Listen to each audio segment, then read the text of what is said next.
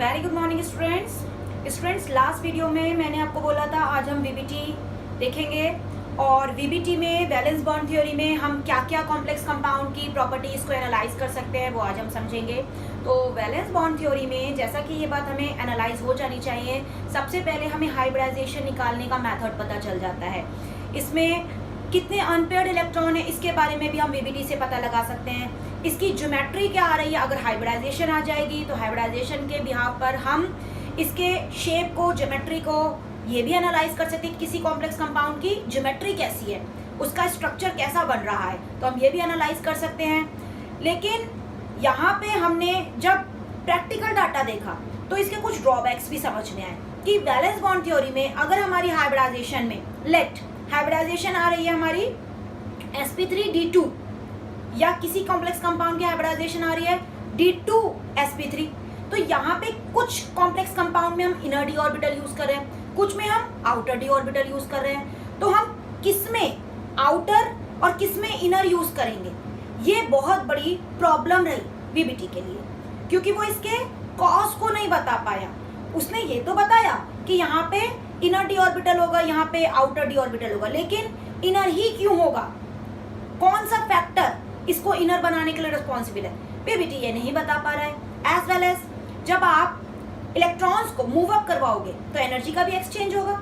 जब एनर्जी का एक्सचेंज होगा तो एनर्जी के एक्सचेंज के समय पर कि कितनी वेवलेंथ आएगी, क्यों एनर्जी का चेंज हो रहा है, कितनी एनर्जी का चेंज हो रहा है, उसके अकॉर्डिंग कॉम्प्लेक्स कंपाउंड स्टेबल बनेगा या अनस्टेबल बनेगा, इसका practical data valence bond theory नहीं दे पाया। तो ठीक है, इसका थ्योरेटिकल डाटा आज हम पढ़ते हैं और इसके प्रैक्टिकल डाटा को एनालाइज करने के लिए हम क्रिस्टल फील्ड थ्योरी, जो कि नेक्स्ट वीडियो में मैं बताऊंगी, वो देखते हैं। तो आज हम स्टार्ट करते हैं VBT for calculating the hybridization, for calculating the magnetic momentum, for calculating the total number of unpaired electrons. तो लेट स्टूडेंट्स, हम फर्स्टली एक एग्जांपल लेते हैं। जैसे कि हम यहाँ ले लेते हैं CO F6-3। तो इस कॉम्प्लेक्स कंपाउंड के लिए हमें हाइब्रिडाइजेशन अगर कैलकुलेट करनी है तो हमें क्या क्राइटेरिया अप्लाई करना चाहिए। सबसे पहले दिए गए सेंट्रल मेटल की ऑक्सीडेशन नंबर कैलकुलेट करनी है, और जैसा कि यहाँ से हमने एनालाइज किया, अगर हमने इसकी कैलकुलेशन करी तो इसका ऑक्सीडेशन नंबर आया, कोबाल्ट का ऑक्सीडेशन नंबर आया +3 ऑक्सीडेशन नंबर का क्या मतलब है, दैट मींस कोबाल्ट ने +3 इलेक्ट्रॉन्स को लूज किया। तो सबसे पहले मैं इसका EC लिखूंगी। अगर मैंने कोबाल्ट का EC लिखा तो रिगार्डिंग टू दैट कोबाल्ट का एटॉमिक नंबर होता है 27 के लिए जब आप इसका EC लिखोगे तो 18 को हम इंडिकेट करने के लिए सीधे आर्गन यूज कर लेते हैं। 4s2 3d7। तो students, at the time of writing work हमें ये बात एनालाइज करनी है कि हम इसका ground state electronic configuration use करें, और आफ्टर दैट इसके +3 ऑक्सीडेशन नंबर की वजह से हमें बात एनालाइज हुई कि ये 3 इलेक्ट्रॉन्स को लूज करेगा। तो that at the time of excited state इसने जब 3 इलेक्ट्रॉन्स को लूज किया तो ये आपको पता है पहले इलेक्ट्रॉन 4s से निकलेगा, देन 3d से निकलेगा, और अगर 2 इलेक्ट्रॉन 4s से निकल गए, 3 इलेक्ट्रॉन निकलने, 1 इलेक्ट्रॉन d से निकल गया, तो इसका इलेक्ट्रॉनिक कॉन्फ़िगरेशन बना आर्गन 3d6। देन स्टूडेंट्स, आप इसका ऑर्बिटल स्ट्रक्चर शो करेंगे।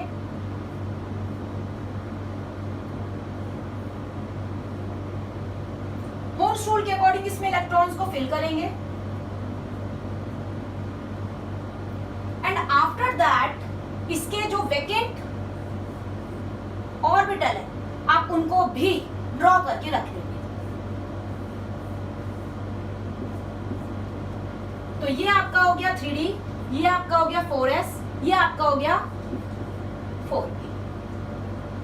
तो स्टूडेंट्स, यहां आप ये बात एनालाइज करिए, ये जो लिगेंड है ये हेक्साडेंटेट है, दैट मींस एक फ्लोरीन एक लोन पेयर को प्रोवाइड करेगा, 6 फ्लोरीन 6 लोन पेयर को प्रोवाइड करेंगे।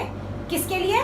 सेंट्रल मेटल के लिए। दैट मीन्स यहाँ पे इसका कोऑर्डिनेशन नंबर 6 है, तो यहाँ पे हमें 6 वेकेंट ऑर्बिटल्स रिक्वायर्ड है। 3D तो फुल है, अब 4s में एक ही ऑर्बिटल है, 4p में 3 ऑर्बिटल है। दैट मीन्स अगर मैं एक लोन पेयर यहाँ फिल कर दूं, रिमेनिंग 3 इधर फिल कर दूं, तो टोटल 4 ही लोन पेयर तो मैं फिल कर पाई। अब इसके रिगार्डिंग 4s 4p के बाद 4d,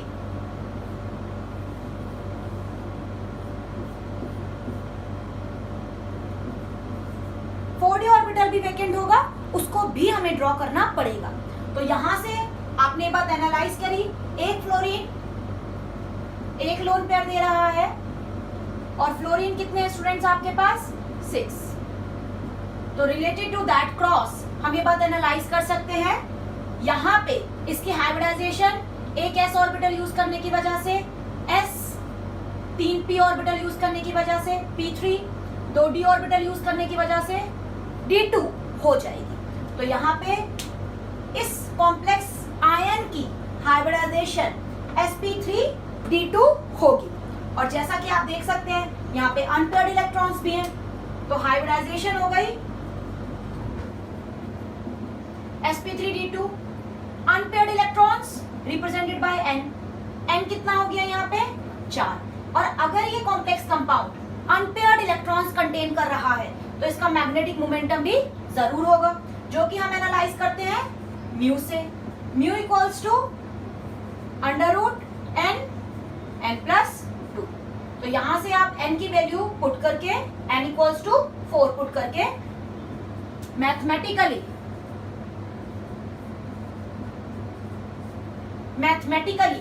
मैग्नेटिक मोमेंटम को कैलकुलेट कर सकते हैं। आपको इसकी यूनिट भी याद होनी चाहिए, बोर मैग्नेटॉन।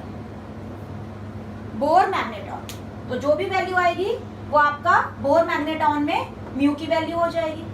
अब नेक्स्ट, जैसा कि अगर हाइब्रिडाइजेशन आ गई तो हाइब्रिडाइजेशन की मदद से आप इसके ज्योमेट्री को भी कैलकुलेट कर सकते हैं। तो जैसा कि ये बात हमें एनालाइज होनी चाहिए, अगर sp3d2 हाइब्रिडाइजेशन आ रही है तो इसकी ज्योमेट्री ऑक्टाहेड्रल हो जाएगी। क्या हो जाएगी स्टूडेंट्स? ऑक्टाहेड्रल। तो आप देख सकते हैं वैलेंस बॉन्ड थ्योरी ने बड़े ही आराम से हाइब्रिडाइजेशन कैलकुलेट करवा दी, ज्योमेट्री कैलकुलेट करवा दी, paramagnetic character n equals to 4 calculate करवा दिया, मैग्नेटिक मोमेंटम कैलकुलेट करवा दिया। लेकिन प्रॉब्लम क्या आई? अगर यहीं पे इसी कॉन्सेप्ट में हम लिगेंड को बदल दें, कुछ लिगेंड्स इन अनपेयर्ड इलेक्ट्रॉन्स की पेयरिंग करवा देते हैं, पेयरिंग। और वो क्यों करवा देते हैं? वैलेंस बॉन्ड थ्योरी इस बात को एनालाइज नहीं करवा पाई। जैसे एक एग्जांपल लेते हैं, इसको नोट करिए। लेट वी आर टेकिंग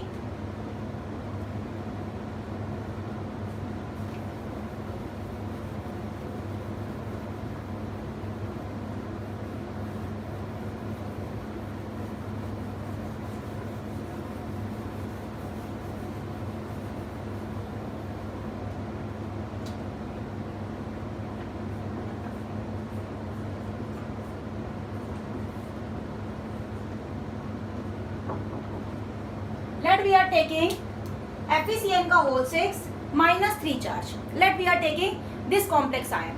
तो इस कॉम्प्लेक्स आयन में लास्ट की तरह सबसे पहले आपको आयरन का ऑक्सीडेशन नंबर शो करना है, दैट विल बी +3। फिर आप इसका इलेक्ट्रॉनिक कॉन्फ़िगरेशन लिखेंगे ग्राउंड स्टेट में एंड देन एक्साइटेड स्टेट में। ग्राउंड स्टेट के लिए 26 atomic number will show, argon 4s2 3d6। अगर इसका oxidation number you can see +3 है तो आप इसमें से अगेन 3 इलेक्ट्रॉन्स रिमूव आउट करोगे, then its electronic configuration will be argon 3d5 4s0। Again as such आप d ऑर्बिटल को ड्रॉ करोगे, होम्स रूल के अकॉर्डिंग उसमें इलेक्ट्रॉन्स को फिल करोगे।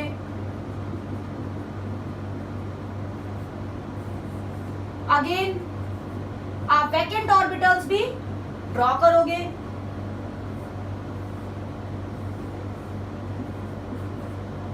तो रिलेटेड टू दैट यहां पे Cn ने इस इनर d ऑर्बिटल के पैरामैग्नेटिक बिहेवियर को रिड्यूस कर दिया और एक एक करके ये paramagnetic electrons, unpaired electrons diamagnetic में चेंज होने की टेंडेंसी शो करने लगे. That means when they will be show the pairing, after the pairing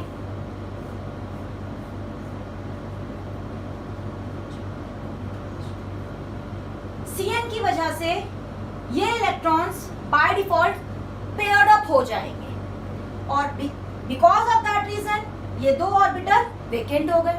और अगर ये दो ऑर्बिटल वेकेंट हो गए तो filling of lone pair which will be provided by ligands will start from this inner d orbital.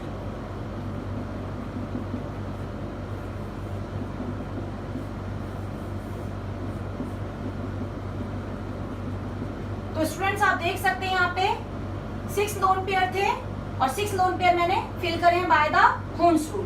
तो यहाँ पे 3d ने अपना 2d ऑर्बिटल यूज करा, 4s ने अपना एक और s ऑर्बिटल यूज करवाया, 4p ने अपने 3p ऑर्बिटल यूज करवाया. दैट्स व्हाई इसकी हाइब्रिडाइजेशन हो गई d2sp3. और अगर इसकी हाइब्रिडाइजेशन d2sp3 हो गई तो इसकी ज्योमेट्री भी ऑक्टाहेड्रल. एक अनपेयर्ड इलेक्ट्रॉन होने की वजह से paramagnetic in nature, but last example के कंपैरिजन में इसका पैरामैग्नेटिक कैरेक्टर बहुत ही कम है. दैट्स व्हाई इसका म्यू मैग्नेटिक मोमेंटम काफी कम होगा. तो स्टूडेंट्स यही इस पॉइंट का ड्रॉबैक है, वीबीटी थ्योरी का ड्रॉबैक है कि यहाँ पे जो स्ट्रॉन्ग लिगेंड है दैट मींस Cn, इसने ऐसा क्यों कर दिया. जबकि लास्ट वीडियो में हमने ये बात देखी थी, लास्ट पॉइंट में हमने ये बात देखा था कि Cl है, फ्लोरीन है, ये वो पॉइंट शो नहीं कर पा रहे, वो पेयरिंग शो नहीं कर पा रहे. तो यही पॉइंट हमारे क्रिस्टल फील्ड थ्योरी में आप समझेंगे जो कि एक प्रैक्टिकल डाटा पर बेस्ड है. तो आप यहाँ पे एनालाइज कर सकते हैं Cn और Co, ये दो लिगेंड होते हैं मोस्टली जो हमेशा हर केस में पेयरिंग करेंगे. तो वीबीटी के क्वेश्चंस आप इजीली एनालाइज कर सकते हैं. जहां पर भी आपको लिगेंड Cn मिले, जहां पर भी आपको लिगेंड CO मिले, आप इजीली पेयरिंग करवाएंगे हुन्स रूल को फॉलो करते हुए. एंड आफ्टर दैट जो भी आपके हाइब्रिडाइजेशन आएगी वही आपका आंसर बनेगा. उसी के अकॉर्डिंग आप ज्योमेट्री शो करेंगे, उसी के अकॉर्डिंग आप पैरामैग्नेटिक कैरेक्टर एनालाइज करवाएंगे. होप सो आपको आज का वीडियो समझ आया होगा. Thank you and have a nice day.